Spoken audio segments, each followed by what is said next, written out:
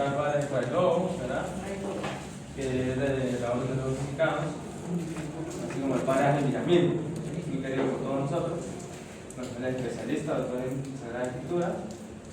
Hoy nos va a dar una pequeña instrucción relacionada con la pastoral vocacional de la diócesis. Gracias, Padre.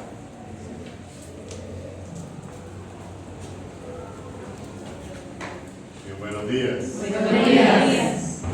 Antes de entrar en el tema, vamos a hacer una oración de Santo Domingo.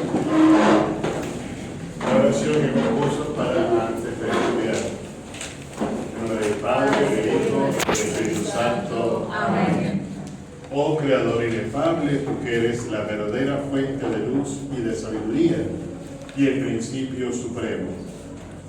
Dígnate infundir sobre las tinieblas de mi inteligencia el resplandor de tu claridad, apartando de mí la doble oscuridad en que he nacido, el pecado y la ignorancia.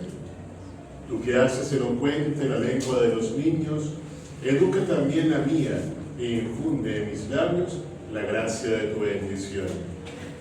Dame agudeza para entender, capacidad para asimilar, método y facilidad para aprender, ingenio para interpretar y gracia copiosa para hablar.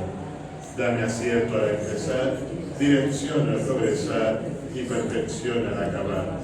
Tú que eres verdadero Dios, hombre que vives y reinas por los siglos y los siglos. Amén.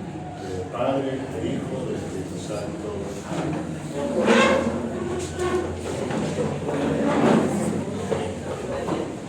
Muy bien, me comentaron que han hecho ya todo un recorrido acerca de lo que es la pastoral vocacional, sobre fundamentos bíblicos, y algunas otras cosas que tienen que ver con vocaciones a nivel de iglesia. Y hoy nos correspondería hablar sobre el Evangelio según San Juan. Como sé que el Padre Ángel les habló también de los sinópticos, le pregunté, Ángel, ¿de qué hablaste con la gente? Él me dijo que sobre todo trabajó con Mateo y con Marcos, ¿no? De los tres sinópticos. Y por una parte le dije, mira, buenísimo, porque yo quería comenzar el encuentro de hoy hablando no directamente de San Juan, sino primero haciendo una breve explicación que tiene que ver con los sinópticos, en particular con Lucas, porque de alguna manera eso nos ayuda también a entender lo que sería la perspectiva de Juan. Estaríamos hablando aquí de la vocación y misión tal como la entiende el evangelista del cuarto evangelio. Comenzamos. Primero, la vocación en el evangelio según San Juan se presenta de manera diferente a los sinópticos. ¿Recuerdan cómo presentan la vocación los sinópticos, la vocación de los primeros discípulos? En un llamado. ¿Cómo es ese llamado? Dice, sígueme. ¿Qué estaban haciendo? Estaban de compras en el Sardín, estaban pescando, ¿ok? Y Jesús viene y los llama. Bien, eso en general para todos los sinópticos. Estaban pescando y Jesús los llama. ¿Sí? Los dos estaban pescando. Los dos estaban pescando. ¿Pero los primeros discípulos? Sí. Ok, bueno. Bien, la llamada de los primeros discípulos en los sinópticos. Vamos a buscar en la Biblia, espero que se traiga la Biblia. Eso, como para ir al examen sin lápiz y sin bolígrafo. Mateo 4, del 18 al 22. Lo buscamos y por favor, quien lo pueda leer. Mientras caminaba junto al lago de Galilea, vio a dos hermanos, Simón, llamado Pedro, y Andrés, su hermano, que estaban echando una red al lago, pues eran pescadores. Les dijo, vengan conmigo y los haré pescadores de hombres. De inmediato, dejando las redes, le siguieron. Un trecho más adelante, vio a otros dos hermanos, Santiago y Zebedeo, y Juan, su hermano, en la barca con su padre Zebedeo, arreglando las redes. Los llamó y ellos inmediatamente, dejando la barca y a su padre, le siguieron. Palabra del Señor. Bien, te voy a pedir que lo vuelvas a leer y a todos, atención. Fíjense, traten de tener bien presentes todos los detalles de ese pasaje. Lo leíste, lo leíste bien, pero es para volver a refrescarlo. Y ahora, por favor, prestemos atención. ¿Dónde estaban pescando? ¿Quiénes eran? Mientras caminaba junto al lago de Galilea, vio a dos hermanos, Simón, llamado Pedro, y Andrés, su hermano, que estaban echando una red al lago, pues eran pescadores. Les dijo: vengan conmigo y los haré pescadores de hombres. De inmediato, dejando las redes, le siguieron. Un trecho más adelante, vio a otros dos hermanos, Santiago de Zebedeo y Juan, su hermano, en la barca con su padre Zebedeo, arreglando las redes. Los llamó y ellos inmediatamente, dejando la barca y a su padre, le siguieron. Muy bien, gracias. Ahora, alguien que por favor lea Marcos 1 del 16 al 20.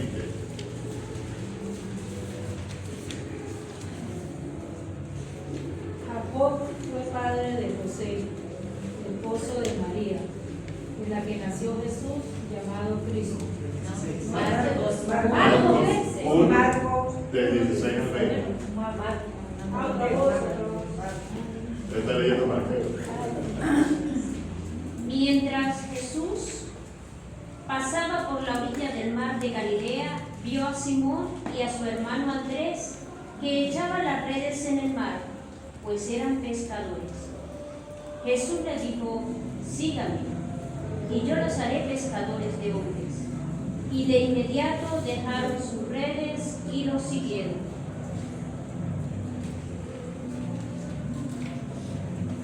Un poco más allá, Jesús vio a Santiago, hijo de Zebedeo, con su hermano Juan, que estaba en su barca arreglando las redes. Jesús también los llamó y ellos, dejando a su padre Zebedeo en la barca con los ayudantes, los siguieron. Palabra del Señor. Gloria a ti, Señor. Muy bien. Se parecen bastante los dos textos. Sí. Hay algunos detalles, por ejemplo, en uno se habla del mar de Galilea, en otro habla del lago, quizás la forma de expresar la rapidez con que los discípulos responden, pero el esquema, podríamos decir que básicamente es el mismo esquema. En este caso Jesús llama, según los evangelios de Mateo y Marcos, él llama con autoridad. Se resalta también la figura de lo que es Dios en el Antiguo Testamento. Dios, cuando llama a alguien en el Antiguo Testamento, lo hace también con esa autoridad. ¿Cómo se nota? Se nota en que Jesús pronuncia una palabra y esos discípulos inmediatamente, acto seguido, responden y se ponen en camino siguiendo. Por eso los discípulos responden en el momento. Y lo tercero, dejándolo todo, lo siguen. Dejándolo todo, lo siguen, y cuando hablamos de dejarlo todo, es que tanto Mateo como Marcos hacen referencia a lo que los discípulos hacían justo en el momento en que Jesús les llama. Ellos eran pescadores, estaban pescando. Le comentaba al padre Ángel sobre lo que también hablaron con él, me dijo que también hablaron de la vocación de Mateo. Igual Mateo estaba en lo suyo, estaba en su trabajo, en lo que él hacía día a día. Jesús les llama en esa cotidianidad, de lo que van haciendo a diario, y cambia ese ritmo y comienzan a seguir. ¿Por qué no coloco yo aquí a Lucas, que también forma parte de los sinópticos, y separé Marcos y Mateo primero. Porque Lucas tiene una diferencia con respecto a Mateo y Marcos. Lucas también hace referencia al contexto de la pesca. Los primeros discípulos también son pescadores, pero hay algo diferente allí. Por eso, ahora por favor que alguien lea Lucas 5 del 1 al 11.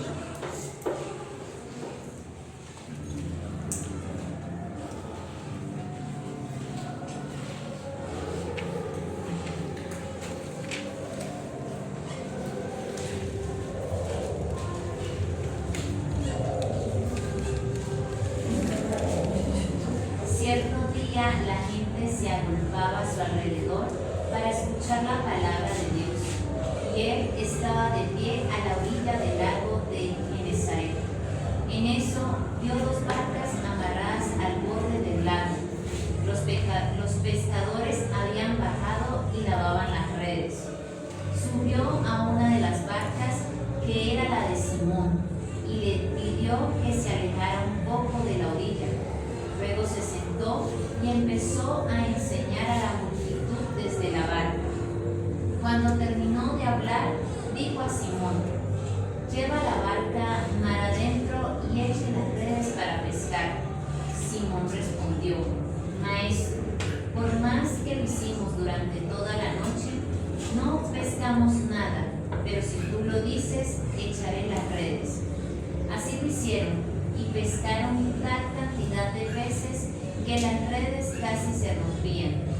Entonces hicieron señas a sus compañeros que estaban en la otra barca para que vinieran a ayudarles. Vinieron y llenaron tanto las dos barcas que por poco se hundían. Al ver esto, Simón Pedro se arrodilló ante Jesús diciendo: «Señor, apártate de mí, que soy un hombre pecador». Pues tanto él como sus ayudantes se habían quedado sin palabras por la pesca que acababan de hacer. Lo mismo le pasaba a Santiago y a Juan, hijos de Zebedeo, compañeros de Simón. Jesús dijo a Simón: «No temas, en adelante serás pescador de hombres». Enseguida llevaron a sus barcas a tierra, lo dejaron todo y siguieron a Jesús. Muy bien, ¿qué cambió? Más detalles. Hay más detalles, ¿sí? Ahí hubo un cambio. Marcos es el más breve. Marcos una vez dice: Jesús los llamó y de inmediato lo siguieron. Mateo se acerca bastante a ese relato también. ¿Qué ocurre con Mateo? Que hay un versículo que no leímos ahorita, que acto seguido, después de lo que es la vocación, la llamada de los primeros discípulos, comienza a narrar la actividad misionera de Jesús. Una vez que los llama, entra a lo que es sanar, predicar, hablar del reino. En el caso de Lucas hay un cambio, hay más detalles, pero no solamente hay más detalles, porque hay algo que diferencia a Lucas de Mateo y Marcos. ¿Qué podría ser? Como que profundiza más en lo que puede sentir cada... Hay como que más explorar lo que es el proceso. Fíjense lo siguiente: a ustedes en algún momento, no sé, estaban dormidos en algún sueño, o estaban en la puerta de su casa, o estaban conectados al trabajo, y de repente se les presentó Jesús y les dijo: desde hoy vas a ser animador vocacional. ¿Quién fue? Díganme. Ninguno, ¿verdad? A mí tampoco en ningún momento se me apareció ni Jesús, ni la Virgen, ni Santo Domingo, diciéndome: Goyo, vas a ser padre dominico. Sí, señor, para allá voy. A ninguno nos pasó así. ¿Por qué? Mateo y Marcos lo presentan de esa manera porque quieren resaltar precisamente esa fuerza, esa autoridad, ese poder de Jesús cuando llama. Y es un llamado que se atiende de inmediato. Pero en la realidad ocurre de maneras diferentes. En realidad nuestra experiencia de Dios no es una experiencia directa, una experiencia inmediata. Normalmente Dios va obrando a través de otras vías, otros caminos. Por ahí han escuchado esa frase que dice que los caminos de Dios son misteriosos. Normalmente Dios no se le aparece directamente a una persona a decirle algo, sino que siempre hay un camino. Aquí se hace énfasis en cómo sería que Simón, fíjense que le llaman Simón, quien será luego Pedro, que aquí Mateo le dice Simón Pedro, Marcos también le dice Simón, cuando luego Jesús le cambia el nombre. Simón acepta seguir a Jesús, pero primero hay un proceso para eso. El proceso inmediato de que nos habla la lectura de hoy tiene que ver con la llamada de Simón Pedro en el contexto de la pesca milagrosa. Ese es el primer contexto. Jesús enseña. Después de que está enseñando, va y le dice a Simón, vamos a pescar, echa las redes. ¿Qué le dice Simón al Señor? Que ellos ya habían intentado pescar, ellos son expertos en pesca, no habían tenido éxito, pero luego dice Pedro, Simón Pedro, algo ahí muy importante. Lo hemos probado y no hicimos nada. Pero, por tu palabra, porque tú lo dices, voy a echar las redes de nuevo. Por tus palabras. Hay distintas formas de poder interpretar eso. Ya Pedro reconoce autoridad en Jesús. Pedro, al escuchar lo que Jesús hablaba y enseñaba, ya se ha sentido cautivado por esas palabras de Jesús. Recuerden también que antes de la pesca milagrosa ya había un cierto recorrido en donde habían sido testigos de las palabras y las obras de Jesús. Luego de ese testimonio, de ese ver, es cuando Jesús le llama y Pedro dice sí. Pero no dice tampoco sí directamente. ¿Qué pasa? Cuando Pedro presencia esa pesca milagrosa, ¿qué hace él? Yo iba a decir. Menos mal que ninguno me dijo se cortó las manos porque vendaba ese pescado. Se sintió pecador. ¿Les recuerda eso a algún personaje del Antiguo Testamento? Que también Dios lo llamó y le dijo, Señor, yo soy un hombre, soy un hombre pecador, en medio de un pueblo pecador. Y recuerda que con un carbón del altar del incienso le tocaron los labios y le purificaron los labios para que profetizara el nombre de Dios.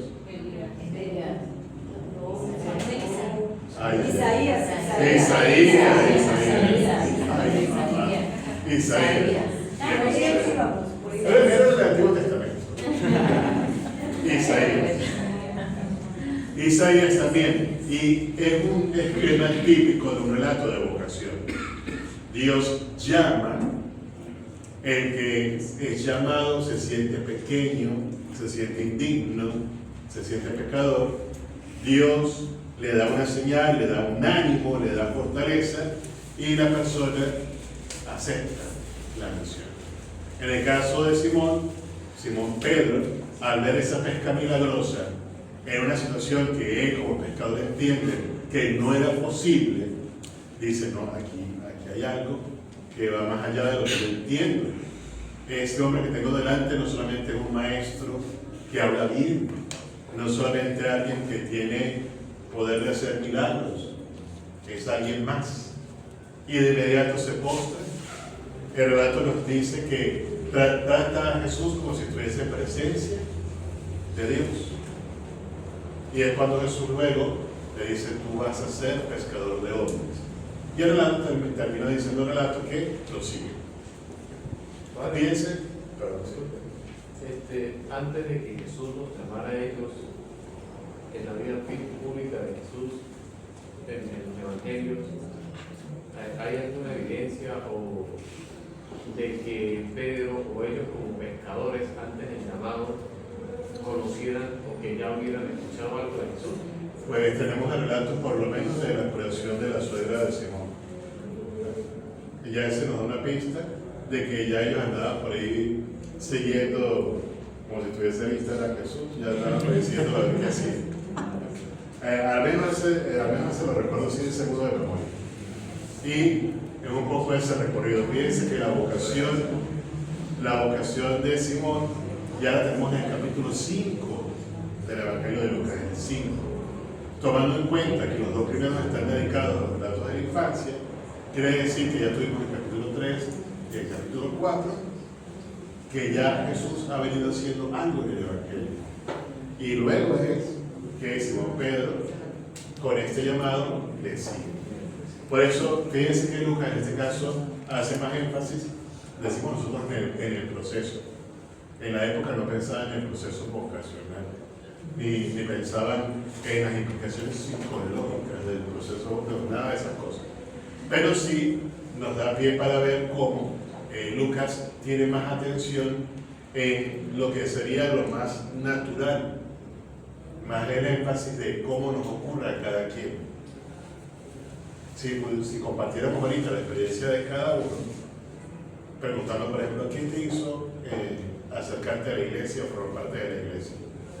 Bueno, desde chiquito me bautizaron, mi familia siempre ha sido católica y me fueron enseñando y yo siempre he sido católico. A lo mejor algunos dirán, no, yo antes ni pendiente de la iglesia, ni creía en Dios siquiera, pero pasó algo en mi vida que me hizo cambiar y me acerqué a Dios. O a lo mejor me iba a bautizar y se me olvidó eso. Me hicieron la primera comunión y se me olvidó eso. Ni me confirmaron. Luego pasó algo y retomé mi vida. Porque cada quien tiene una historia diferente. Y en esa historia se va narrando ese proceso de la vocación. Es un poco lo que se presentaría en el caso del Evangelio de Lucas. Y eso nos daría paso para el tema propio de hoy, que sería el Evangelio de Juan. Juan 1, del 35 al 51. También, por favor, lo buscamos.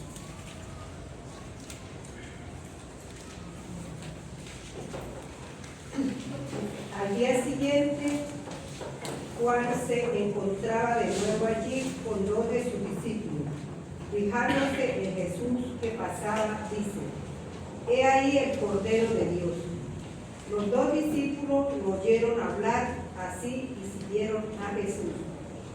Jesús se volvió y al ver que lo seguían, les dice: ¿Qué buscan? Ellos le respondieron: Rabí, que quiere decir maestro, ¿dónde vives? Les respondió: vengan y lo verán. Fueron pues, vieron donde vivía y se quedaron con él aquel día. Eran más o menos las 4 de la tarde. Andrés, el hermano de Simón Pedro, era uno de los 2 que habían oído a Juan y habían seguido a Jesús. Este encuentra primero a su propio hermano, Simón, y le dice: hemos encontrado al Mesías, que quiere decir Cristo. Y lo llevó a Jesús. Fijando Jesús su mirada en él, le dijo: tú eres Simón, el hijo de Juan. Tú te llamarás Cefas, que quiere decir piedra. Al día siguiente Jesús quiso partir para Galilea y encuentra a Felipe. Y Jesús le dice: sígueme. Felipe era de Betsaida, de la ciudad de Andrés y Pedro. Felipe encuentra a Natanael y le dice: aquel de quien escribió Moisés en la ley y también los profetas, lo hemos encontrado, Jesús, el hijo de José, el de Nazaret. Le respondió Natanael: ¿de Nazaret puede haber cosa buena? Le dice Felipe: ven y lo verás. Vio Jesús que se acercaba a Natanael y dijo de él: ahí tienes a un israelita de verdad, en quien no hay engaño. Le dice Natanael: ¿de qué me conoces? Le respondió Jesús, antes de que Felipe te llamara, cuando estabas debajo de la higuera, te vi. Le respondió Natanael, Rabí, tú eres el Hijo de Dios, tú eres el Rey de Israel. Jesús le contestó, por haberte dicho que te vi debajo de la higuera, ¿crees? Has de ver cosas mayores. Y le añadió, en verdad le digo, verás el cielo abierto y a los ángeles de Dios subir y bajar sobre el Hijo del Hombre. Palabra del Señor. Gloria a ti, Señor Jesús. Bien. Igualito, ¿verdad? Igualito los Señor. Bien, entonces. Aquí estaban pescando. Nada. ¿Qué estaban haciendo? ¿Qué eran esos primeros discípulos? Al menos parte de ellos. Discípulos de Juan el Bautista. Discípulos de Juan el Bautista.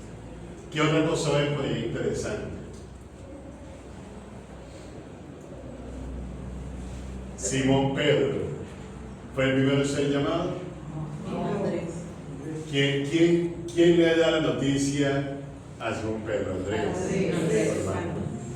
La diferencia está en que cuando llega con Jesús, de una vez Jesús le dice, tú eres Pedro. Ya de una vez le cambió el nombre. ¿Okay? ¿Qué otra cosa por allí que le llame la atención de este relato? Ya se comienza a mencionar la palabra piedra. La piedra, claro. Tú eres piedra, la piedra que edifica la iglesia. ¿Qué más? Dice que verán los cielos abiertos. Sí, la parte de los cielos abiertos. Es una referencia interesante que tiene que ver con el personaje, con el discípulo de Natanael. Natanael, que significa regalo de Dios. Y Jesús le dice, un verdadero israelita en el que no hay engaño. Es un juego de palabras con el nombre de Jacob. ¿Recuerdan la historia del patriarca de Jacob? Que luego le cambian el nombre por Israel, porque fue que luchó contra Dios. ¿Sí? Jacob, y si recordamos la historia de Jacob y Esaú, Jacob tiene que ver con una palabra que es tramposo. Tramposo. Y cuando Jesús dice que Natanael, que es un regalo de Dios, es un israelita íntegro, en el cual no hay engaño, y luego hace esa referencia de que verá los cielos abiertos y a los ángeles subir y bajar, de una vez uno recuerda el pasaje del Antiguo Testamento, en donde Jacob tiene un sueño de la escalera que subía y bajaba a los ángeles. ¿Ven? Entonces un poco ese llamado, esa historia de Jacob, que comenzó su historia como con cierta trampa con su hermano Esaú, y luego Dios lo llama a ser el padre de las tribus de Israel. Natanael también es uno que es llamado por Dios, pero en él no hay ese engaño. Él es un hombre íntegro, sin dobleces. Fíjense como allí hay como que pequeños detalles, pequeñas cositas que están presentes. ¿Qué otra cosa hay interesante aquí? Que Andrés le dice a su hermano, hemos encontrado al Mesías. Hemos encontrado al Mesías, también interesante. Que hay varios llamados, no es uno solo. Sí, sí. Bien. Primero vamos con esta idea de hemos encontrado al Mesías. En los sinópticos, ¿cuándo dicen los apóstoles que Jesús es el Mesías? Ya como a la mitad del Evangelio. ¿Recuerdan ese pasaje cuando Jesús les dice, ¿qué dice la gente sobre mí? Que dicen, no, que es el profeta, que si esto, que si aquello. Y después le pregunto, ¿y ustedes qué dicen? Y sale Pedro así como el Pedro en la clase, ¿no? Pues es el Mesías. Pero Pedro tenía una idea muy distinta de lo que era ser Mesías a la que tenía Jesús. Y cuando Jesús le dice, muy bien, sí, soy el Mesías, pero el Mesías que va a morir, que va a padecer, ya los discípulos dicen, eso no. ¿Okay? Fíjense, Tenemos que esperar como a mitad de evangelio y el mensaje no va a estar del todo bien entendido.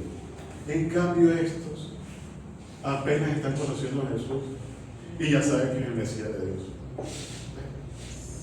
Y revisen por allí, ahorita vamos con este otro punto, revisen por allí si hay algún otro título, alguna cosa más que digan ellos sobre Jesús. Cierto, hay distintos llamados. Aquí es parecido con el juego del telefonito. Que Jesús llama a Andrés, Andrés llama a Pedro. Después Jesús llama a Felipe, Felipe llama a Natanael. También hay algo allí, es un esquema también de Juan, bien apuntado. ¿Qué más? El Bautista una vez, ese es el Cordero de Dios. Allí hay un parecido con los evangelios sinópticos, ¿en qué sentido? Esta gente que les pasó. O sea, el Bautista va a llegar y dice, ese es el Cordero de Dios, y esta gente agarra esos peroles y se va a buscar a Jesús. Y bueno, eso que era una contraseña, porque de apenas decir eso, se fue. Nos da a entender que ya el Bautista, como precursor del Señor, ya a sus propios discípulos les anunciaba que venía alguien que era mayor que él y que él iba a ser ese Cordero de Dios. Y a lo que Juan el Bautista le dice, ahí está, de una vez, lo van a buscar. ¿Qué más? ¿Qué otros títulos vemos por allí? Rabí, ¿qué quiere decir maestro? Rabí, maestro, ¿sí? Diga, quizás más cercano a la experiencia de los sinópticos, porque ya Jesús desde el principio se le consideraba como maestro. ¿Cuál otro sí ven por allí? ¿Hay alguno más? El Mesías. El Mesías. Ajá. El Rey de Israel. Hay otro más por allí, ¿qué más? Hay una frase entera de Felipe. Felipe cuando va a hablar con Natanael, ¿qué le dice Felipe? Felipe. Hemos hallado aquel de quien escribió Moisés. Ok. Fíjense, hemos hallado aquel de quien escribió Moisés en la ley y los profetas. O sea, aquel que venía anunciando en el Antiguo Testamento, lo encontramos. Y luego inmediatamente dice que es Jesús, el hijo de José, el de Nazaret. También hijo de Dios. O sea, imagínense, esta gente ya había hecho la tarea. Y preguntan, ¿puede salir algo bueno? También, ¿no?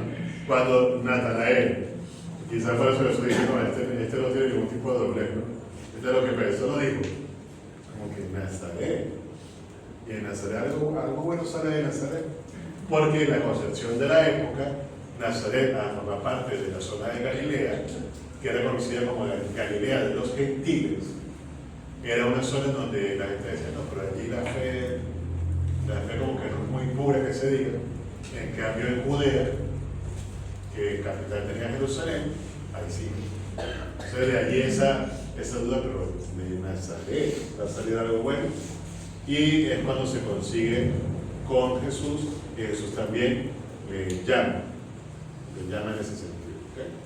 Ahí hay, como ven, cambios. La forma de narrar Juan, el llamado de los primeros discípulos, es muy distinta a la forma en la que presentan los sinópticos. Por aquí algunas imágenes que refuerzan cosas que ustedes van diciendo. Hacia el centro, el símbolo que representa al evangelista Juan, el águila. Tenemos en la más grande al Bautista señalando al Cordero, aquí también, en donde está señalando a Jesús y los discípulos están allí prestando la atención.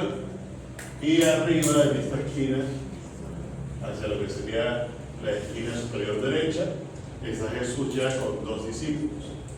Que ahí pasaríamos a ese otro punto que por ahí también mencionaron, que preguntaron que dónde vivían, que dónde vivía el maestro. A eso vamos a ir por ahí.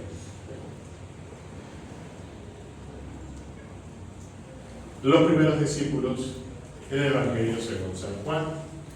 Ya ustedes me han dado esa lluvia de ideas, digamos como que los puntos que les han llamado la atención. Bien, la vocación del Evangelio según San Juan. tiene que ver con el testimonio, con la experiencia, con la transformación.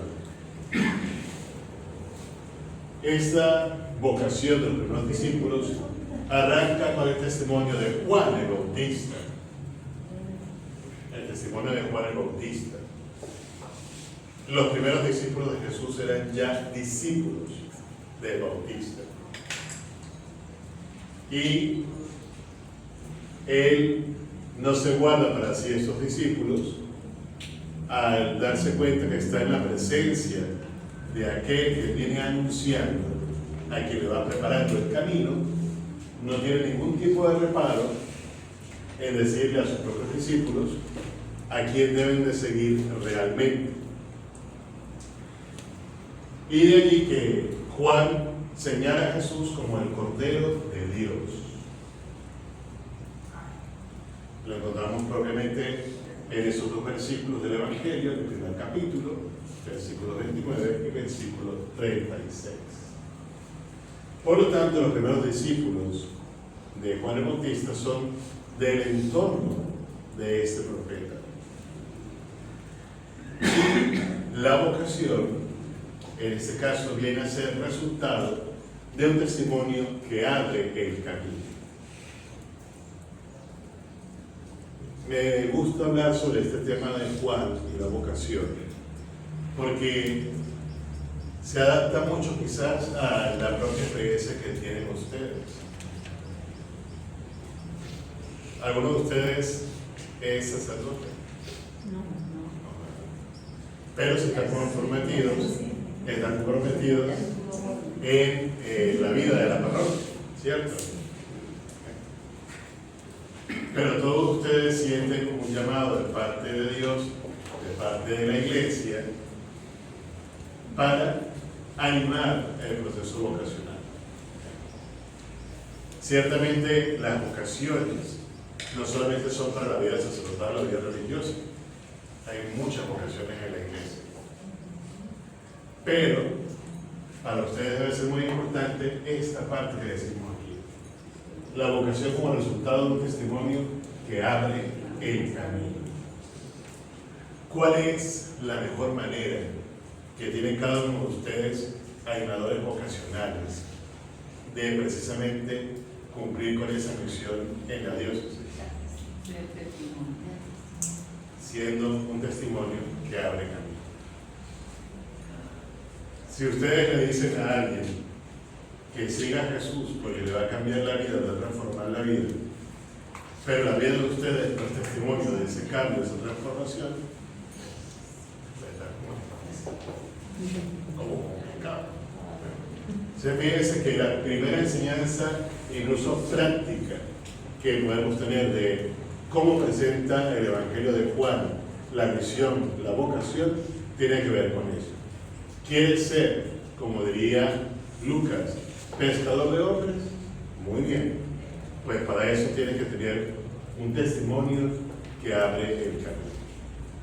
Como cuando dicen, por ejemplo, que imagínense una noche de luna llena, la luna hermosa, y alguien de repente les diga, mira la luna. Y esa persona lo que hace es quedarse viendo el dedo y no ve la luna. Y está un poquito más allá. ¿El objetivo es quedarse viendo el dedo? No. Entonces nosotros debemos dar testimonio que abra el camino. Ser como ese dedo, al igual que el dedo del Juan el Bautista, que señala más allá, que señala aquel que debe ser seguido, debe ser Jesús. Fíjense entonces esa idea que es fundamental. Para ser un buen animador vocacional, necesito ser testimonio que abre camino. Luego viene la pregunta que le da sentido al relato del Evangelio de Juan. Cuando Jesús ve que se acerca, estos dos de una vez les preguntan, ¿qué buscan? ¿Qué responden ellos? Maestro, ¿dónde ¿dónde vives? Y él, en vez de decirles, allí en la carrera 23, San Bernardo, ¿a qué viniste? en vez de decir eso, aquí mismo en Barrio Obrero, o en Palmira, o en Coloncito, les dice, vengan y lo verán.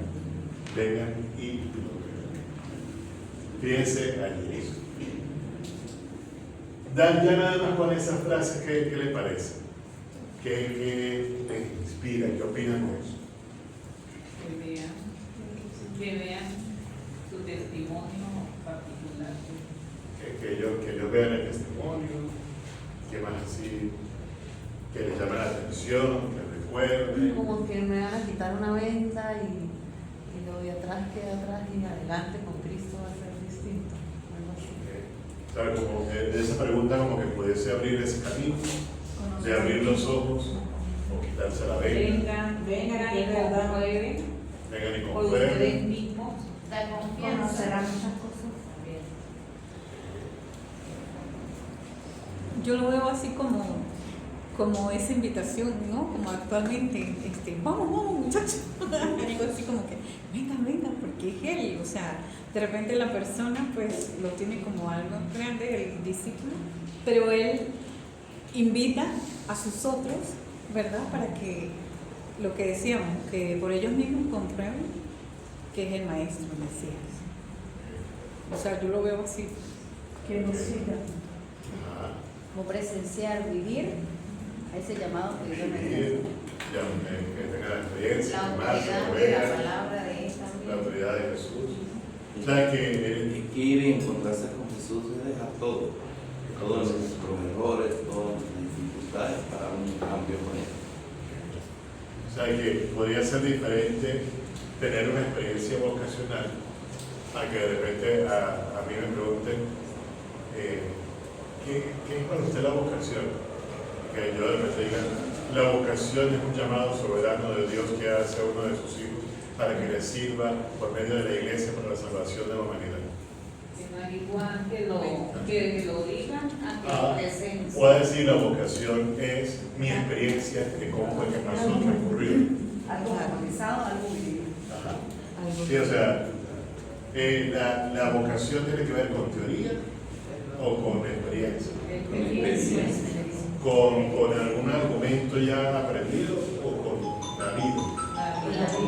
Obviamente también es importante reflexionar sobre la vocación y tener digamos como que un bagaje teórico sobre eso. Pero saber mucho sobre la vocación no va a alimentar propiamente la vocación. Lo que lo va a hacer es la experiencia. ¿Bien? Esa imagen la prestó Eduardo Betelli. Bien, ¿qué buscan? Vengan y lo verán. En ese pequeño diálogo podemos encontrar estos, digamos como que estos elementos que forman parte de la experiencia. Primero, invitación a la reflexión profunda sobre las motivaciones internas. Cuando Jesús les pregunta qué buscan, no solamente les está haciendo una pregunta así como para abrir el diálogo o para romper el hielo. Cuando se hace esa pregunta, Jesús realmente quiere que ellos piensen por qué lo abordan, por qué se le acercan, qué es lo que quieren. Y es una pregunta totalmente válida para cada uno de nosotros, totalmente válida para cualquier hombre, mujer, joven, adulto, mayor, que quiera acercarse a Jesús.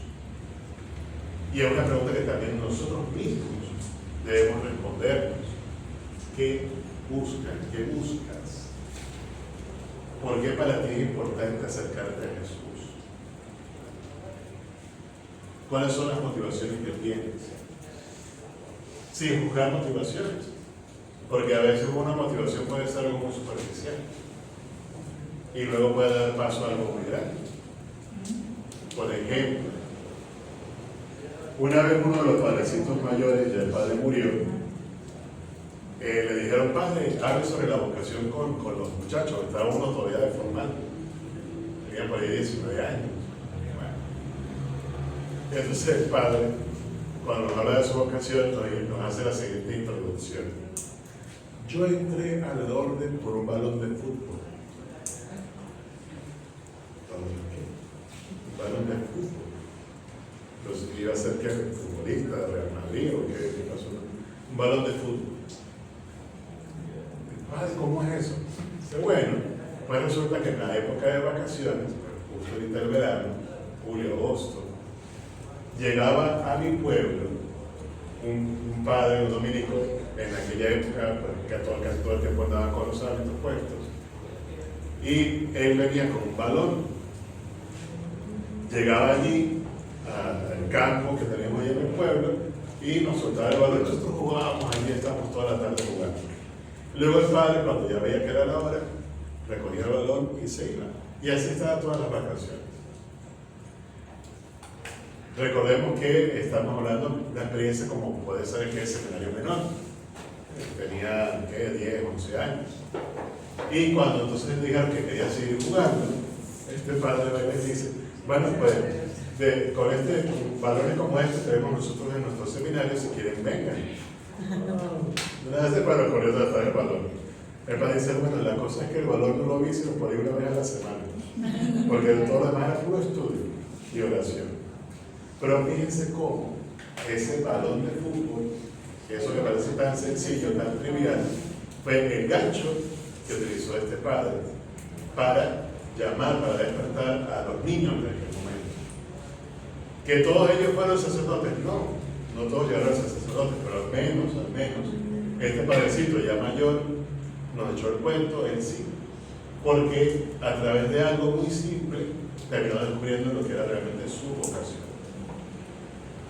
Otro padre también echó un cuento, el sí no era dominico, era un padre salesiano, que él decía que se le debía su vocación a una colonia. Eso fue peor. A una colonia.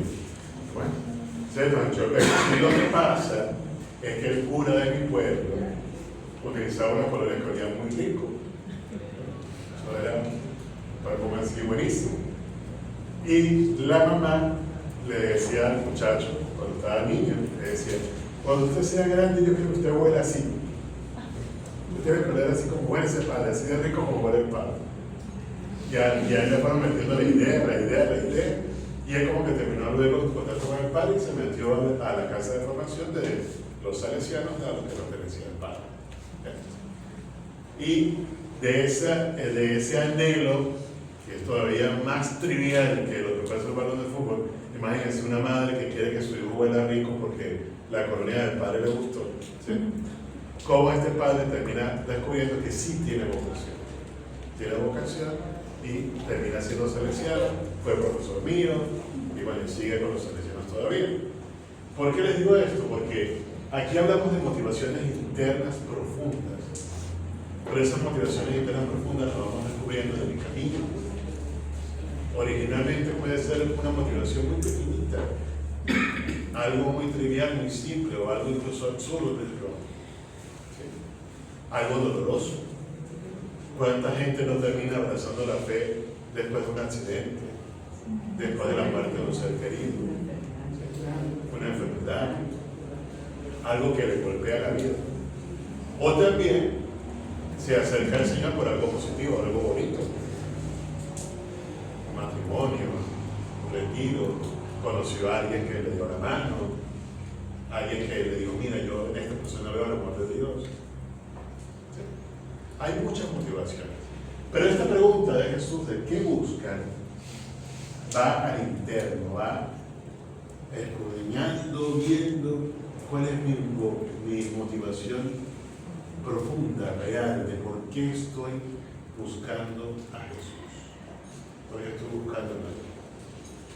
Ante esa pregunta de Jesús viene la contraparte de el deseo que tenían estos discípulos de conocer a Jesús más íntimamente.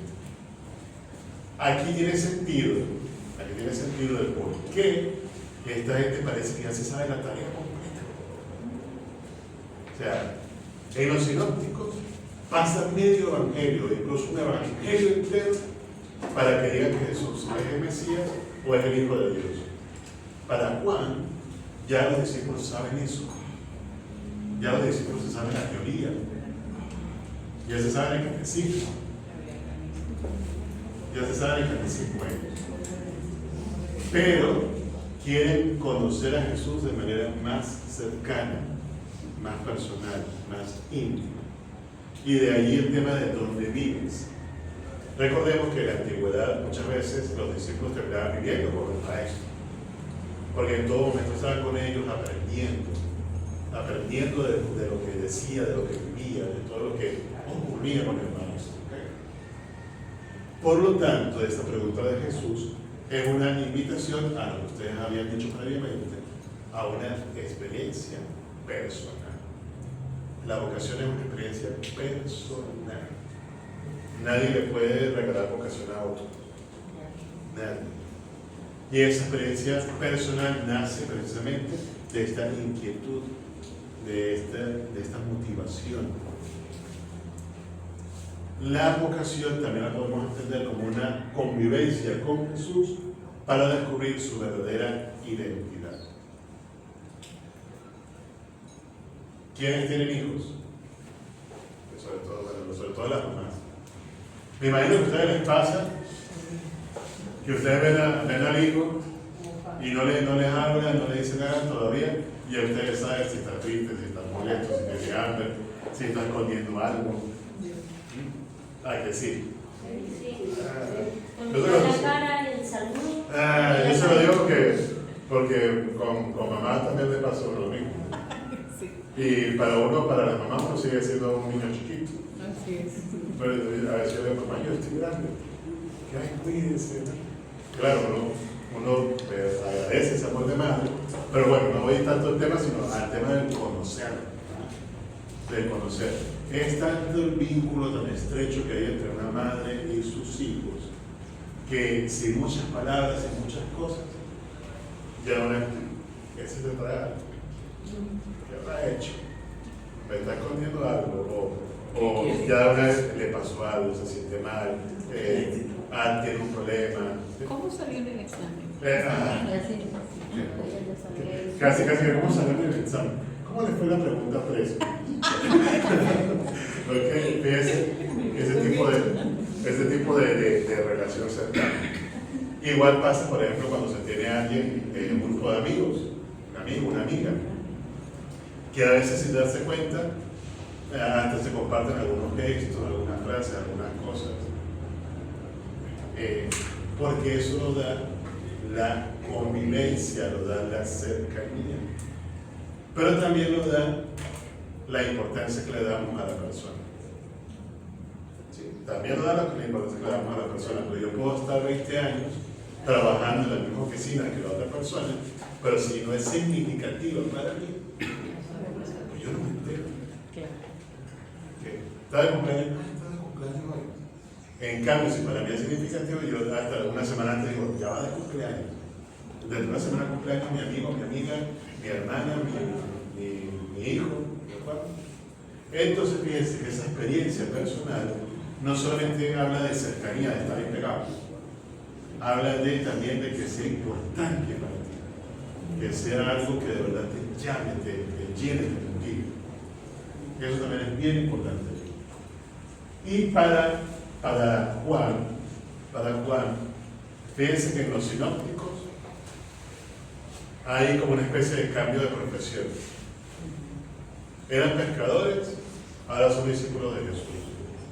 Eran cambiadores de impuestos, ahora son discípulos de Jesús. Eran pescadores trabajando en el lago, en el lago de Genesaret, y Jesús le dice, vas a ser pescador, pero de hombres, vente conmigo. En el caso de Juan, Juan no hace referencia alguna a qué oficio tenían estas personas. No hay ninguna referencia. Hay referencia a que tenían un vínculo con el bautista, solo eso. Y acto seguido, esa gente se desprende de ese vínculo para vincularse con Jesús. Y eso no les dice nada de qué oficio van a tener en ese momento. Les invita a que le acompañen y vean. Les invita a que haya una transformación interior que surge, que nace de la relación con Él.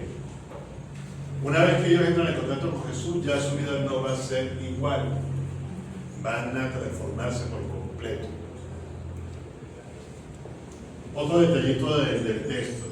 Se fijaron que el texto dice que cuando se fueron con Jesús, era como a las 4 de la tarde. Era como a las 4 de la tarde. ¿De qué importancia tiene que fueran a las 4 de la tarde? Puede ser eso. Para ustedes, ¿a qué hora empieza el día? Porque para ellos era Para hacer el ¿A qué hora empieza el día para ustedes? 6 de la mañana. 6 de la mañana. 5 de la mañana. Depende, 6 de la mañana, 5 de la mañana, depende un poco de la dinámica. También cuando fue a buscar el agua la mujer, también dice al mediodía. Ajá, a mediodía, pero ese tiene otro significado también. Ajá. Fíjense, a las 4 de la tarde. Si a uno le preguntan a qué hora empieza tu día, 5 de la mañana, 6 de la mañana. Y termina, bueno, depende, 9, 10, 11, depende de la actividad que tengamos. Para los judíos, el día empezaba al atardecer, como estaba comentando ahorita. Al atardecer, por eso en la liturgia hablamos de las vísperas de, porque los días se contaban desde el atardecer al atardecer. Significa que cuando el Evangelio nos dice que eran como las 4 de la tarde y luego nos dice al día siguiente, significa que estos discípulos pasaron todo el día con Jesús. No fue un ratico. Venga, una vez para tomar cafecito con esto, ¿verdad que quieren? No. Pasaron todo el día con Jesús. Que eso va a ser una idea que vamos a tomar más adelante. Fíjense también otro comentario que se veía dentro del relato, que hay como varias llamadas, ¿no? Esa idea que estuve manejando allí, hay como varias llamadas. ¿Recuerdan algún pasaje del Evangelio de Juan en concreto, en donde también alguien tuvo una experiencia de Jesús y dijo, este es el que estábamos esperando, y después le echó el cuento a otras personas y esas personas lo fueron a buscar a ver si era verdad? La samaritana. Ahí iba a decir, ¿para qué dieron una pista? La samaritana que está en el pozo. La samaritana. La samaritana que primero estuvo así como cabreada, como que, Después fue a buscar ¿y este quién es? Y cuando después se dio cuenta de quién era, se fue a decir a los paisanos, encontré al Mesías. Porque le dijo la vida de ella, todo lo que había hecho, porque ella se asustó. ¿Sí? O sea, ese contacto con Jesús, esa experiencia con Jesús, el diálogo con Jesús, le hizo comprender quién era y de una vez lo compartió. Más adelante va a aparecer en otra de las diapositivas una frase que es la siguiente, se la adelanto, pero después la volvemos a tomar. Pareciera que el encuentro con Jesús, la vocación es para Juan contagiosa. Contagiosa. No se puede encontrar a Jesús y quedarse indiferente. No se puede encontrar a Jesús y no compartir. Es como contagioso. Y aquí está lo que les comento. Hemos encontrado al Mesías. Los discípulos, los llamados, pasan de discípulos a testigos. Los primeros discípulos se convierten en testigos. Andrés a Simón su hermano. Hemos encontrado al Mesías. Juan 1:41. Felipe a Natanael. Hemos encontrado a aquel de quien escribieron Moisés en la ley y los profetas. Juan 1:45. Por eso la vocación en Juan es contagiosa. El encuentro con Jesús impulsa a compartir la buena noticia con otros. Creo que no me equivoco al decir que también con ustedes pasa eso. Si se sienten llamados a ser animadores vocacionales, si están aquí hoy, es porque ustedes también sienten que ese encuentro con Jesús es contagioso. Para ustedes ha sido importante estar con el Señor y quieren que otros también estén con el Señor. ¿Sí? Fíjense allí cómo el Evangelio de Juan nos apoya en ese particular. Por lo tanto, podríamos decir así como resumen, como conclusión de esta primera parte, que Juan, cuando nos habla de la vocación, hace un énfasis particular en el encuentro personal con el Señor. Encuentro personal que nos ayuda a ir conociéndolo, que tiene que ver con la revelación de la identidad de Jesús. Digamos que son los dos puntos fuertes del Evangelio según San Juan. Encuentro personal y ese conocer quién es Jesús, que solo se consigue en el trato cercano, en el trato íntimo con Él.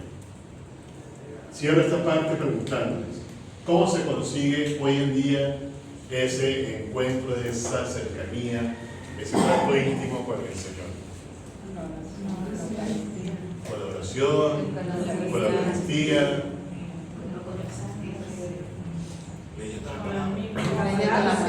leyendo la palabra, ¿qué más? La hora santa. Servicio a los demás. Ah, bien. Ya le iba a decir la caridad. Bien. La hora de misericordia, sí.